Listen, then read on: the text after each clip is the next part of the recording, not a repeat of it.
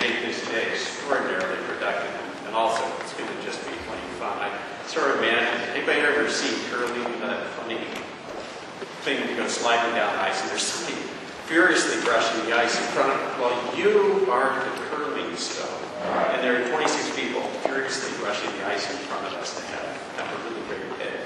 Let me mention two other little housekeeping details, because I want to make sure one of them doesn't get lost in the rushing around. Immediately behind me over the wall is a map of the world. And there are instructions there next to that map of the world that you all get to play Masters of the Universe and decide where to put innovation resources. I won't describe the details to you here because the instructions are on the wall, and I know if I describe them, you won't be listening close enough anyway to follow them. But you get to vote for little stickies, so this is your chance. And it's also the honor system. You're only supposed to use 4 of the stickies, but if somebody wants to do it Chicago style, well,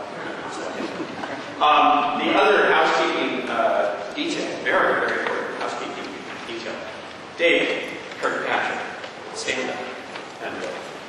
David Kirkpatrick is senior editor at Fortune. He's a hell of a writer. He's also a fabulous interviewer. Runs a great conference called Brainstorm. But today, he will be a roving interviewer. So at any moment of the day, you may get grabbed by him and thrown in front of a video cam for a quick interview and the like. Or if you have something you think should absolutely be recorded and isn't being captured somewhere else, you can go up to David and say, I got some words to have. He's also busy working on a book about Facebook. So if anybody has any really good Facebook gossip, stuff that they won't fess up to, David is all ears. So, off we go. I've been involved in this since it started, and I was a friendly skeptic when Simon first came to me, because I've been around the Valley a while, as many of you have been, as all of you have been. I can see at least half the people in the room I've had a conversation with about innovation, and I sort of went, everybody always talks about innovation, but this is very different.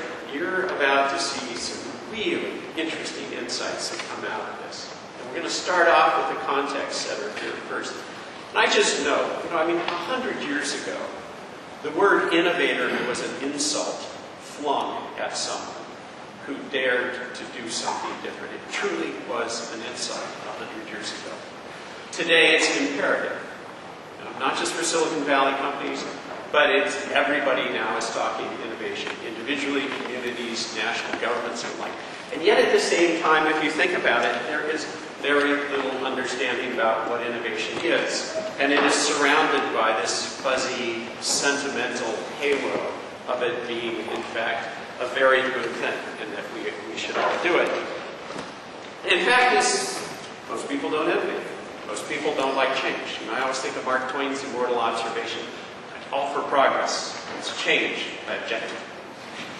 And how many of us know colleagues in our companies whose notion of innovation is to change everything else around the one little piece that, against all logic and reason, they want to preserve? And I would argue, actually, they're quite rational.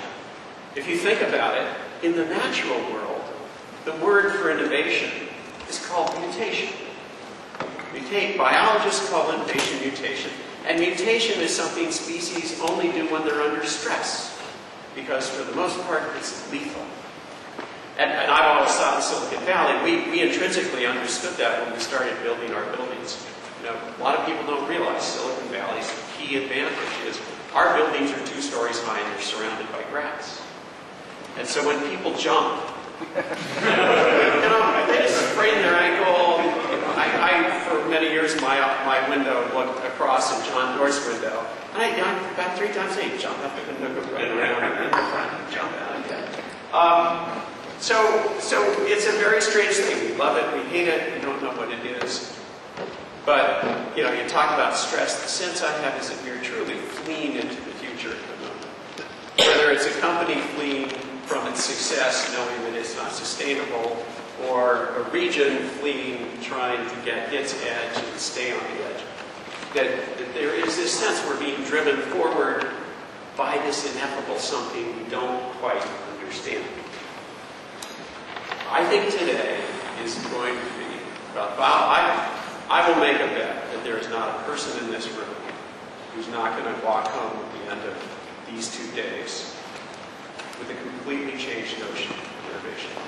I've seen some of the results that have come out. I think we're in for something quite amazing. And to lead us off in the first session here, innovation. Why? Why do we do it? Why are we compelled to do it? What is it?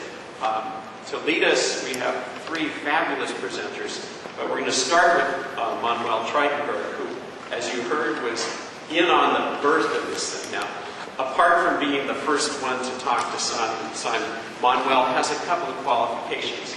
He's a professor at the Eitan Berglas School of Economics in Tel Aviv.